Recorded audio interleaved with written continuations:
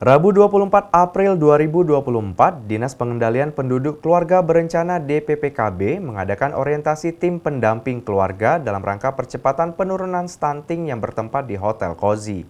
Kegiatan ini bertujuan untuk meningkatkan pengetahuan dan keterampilan tim pendamping keluarga. Dinas Pengendalian Penduduk Keluarga Berencana mengadakan orientasi tim pendamping keluarga dalam rangka percepatan penurunan stunting. Kegiatan ini dihadiri oleh Asisten 1 Kahlan Bahar, Kadis DPPKB Desi Novia, perwakilan BKKBN Sumsel Maharani, perwakilan Dinkes Kota Lubuk Linggau Nurmalina, dan seluruh camat di Kota Lubuk Linggau serta undangan lainnya.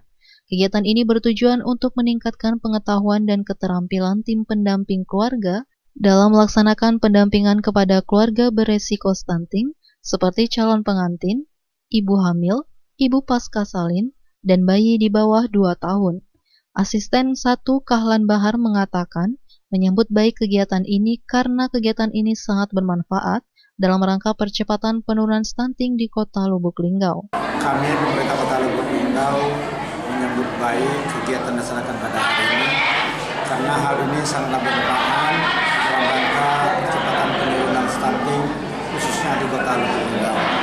Dengan kolaborasi, dengan sinergi, dengan bersatunya kader-kader di lapangan, mulai dari kader KB, kader penyuluh, camat, lurah, termasuk tim penggerak PKK, insya Allah percepatan penurunan stunting sebagai yang kita harapkan akan terwujud dengan baik.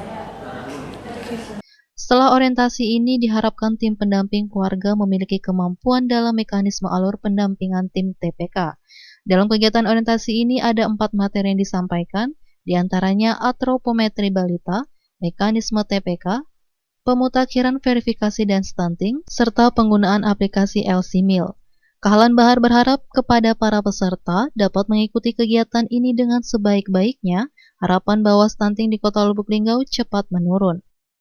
Para peserta kami mengharapkan sesuai dengan amanat tadi, kiranya dapat mengikuti kegiatan ini dengan sebaik-baiknya.